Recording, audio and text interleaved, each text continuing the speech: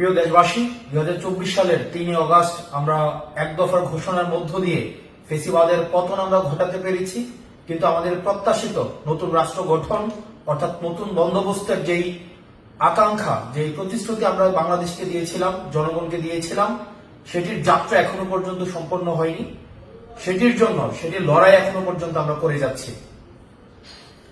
আমরা বিগত জুলাই মাসে বাংলাদেশের 64টি জেলায় গিয়েছি।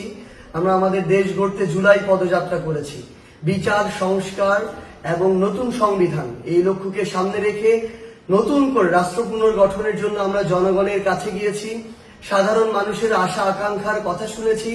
মাঠ পর্যায়ে দাঁড়ে দাঁড়ে গিয়ে মানুষ কি চায়, এই বাংলাদেশকে কিভাবে দেখতে চায়, তাদের সেই কথাগুলো শুনেছি।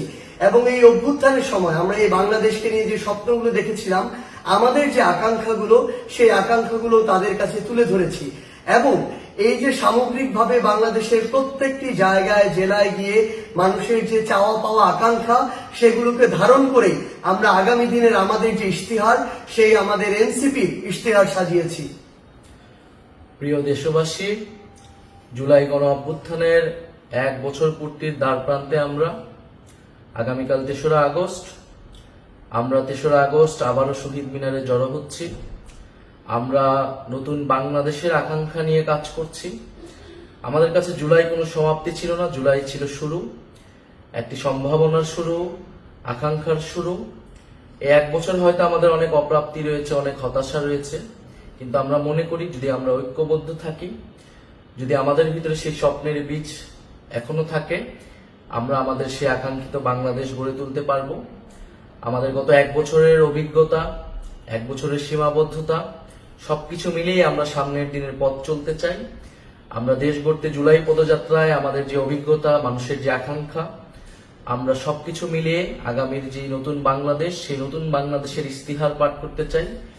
জাতীয় নাগরিক পার্টির পক্ষ থেকে, গণ অভ্যুত্থানের নেতৃবৃন্দের পক্ষ থেকে আমাদের আগামীর বাংলাদেশ, আগামীর রাষ্ট্রকল্পটি আমরা ঘোষণা করতে চাই।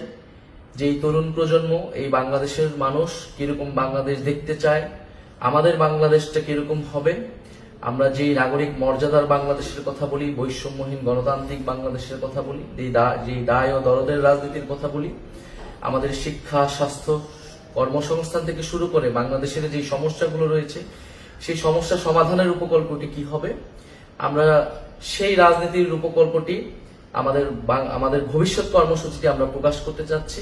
এবং এর মধ্য দিয়ে আমরা আমাদের জুলাই পদযাত্রার পরিসমাপ্তি টানতে যাচ্ছি। এবং 3রা আগস্ট 1 দফার যেই নতুন বন্দোবস্ত এবং ফ্যাসিবাদী ব্যবস্থার বিলোপ, সেই দিনটিকে স্মরণ করতে যাচ্ছি। আগামীকাল শহীদ মিনার বিকাল 4টায় আমরা জড়ো হচ্ছি। আপনাদের কাছে উদ্যত আহ্বান, আপনারা ঢাকা আসুন, শহীদ মিনার এসে যোগ দিন এবং আমাদের সাথে থাকুন, আমাদের প্রতি সেই আস্থাটি রাখুন। আমরা গণ অভ্যুত্থানে আপনাদের আস্থার প্রতীক হয়েছিলাম।